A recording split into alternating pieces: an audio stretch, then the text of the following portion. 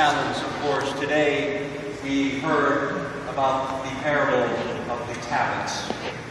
Talents are not so much in the way of being able to sing or dance. Talents here, of course, started off in the parable to mean great riches. And the kind of riches that we're talking about, 5,000 or 6,000 denarii. The denarii was a Roman silver coin equivalent to a day's wage of a common laborer. So we're talking about 15 years of wages here. But it's easy when we talk about money because we can relate to that. When we talk about money, we can say, here's some money. Now what are you going to do with it? Yesterday I was at the festival at St. Demetrius, and a little 4-year-old said,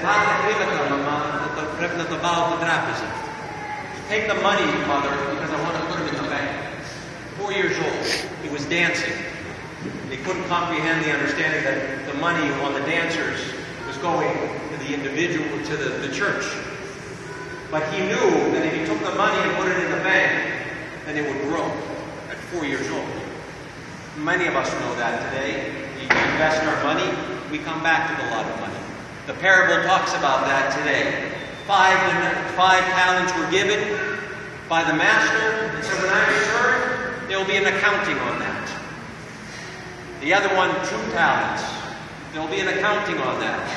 1 talent, there will be an accounting on that. Everyone is given something. 5 talents, 2 talents, 1 talent. But it's what we do with the talents. And today we heard, of course, that the one with 5 invested and he made 5 at the coming of the master. And the master was pleased with him.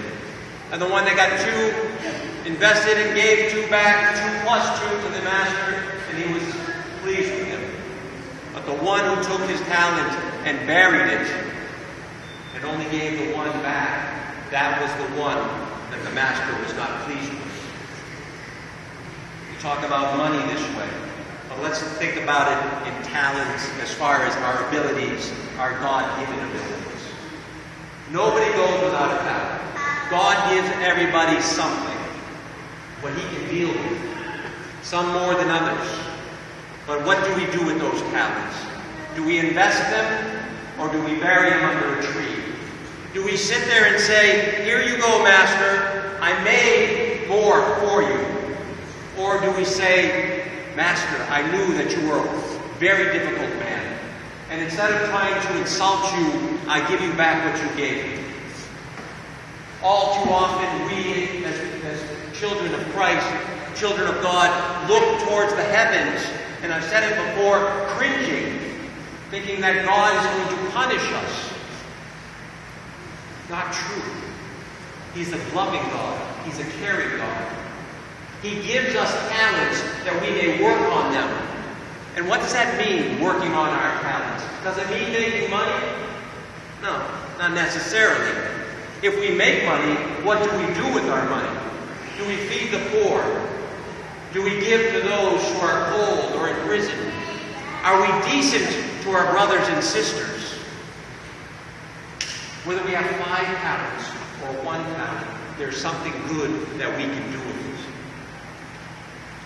We expect it to be productive and use our talents to multiply them, that we may manifest his goodness. This is the importance of everything that God gives us. Now, way too often people say, well, God hasn't given me anything. Are you breathing? Do you have your health? Do you have friends? Do you have family? Do you have the ability to go and work? Gifts from God. Each and every one of them.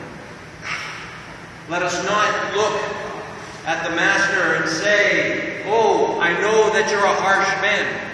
Oh, I know that you like to reap where you not sow. That isn't true. God loves us. He cares for us. He gives us our gifts. And all we have to do is practice it. He doesn't expect perfection. When we're children and someone says, you see someone throwing the ball, that that young child has talent. What happens with the talent? Does it grow? Only if the child uses that talent. Only if he is shown how to use that talent. We have that ability, brothers and sisters. Don't allow your talents to just go by the wayside and bury them. See all the gifts that God has given you. Be able to work towards those things. To see that there's greater things in this life. It's not about the money. It's about what we do for ourselves through our brothers and sisters. By helping our brothers and sisters, we can uplift ourselves, but we can uplift the people of God, so that we can all sit there and wait and say, "Good work, faithful servant. Pass into the joy of your master." God bless you. Other things today, I'd like to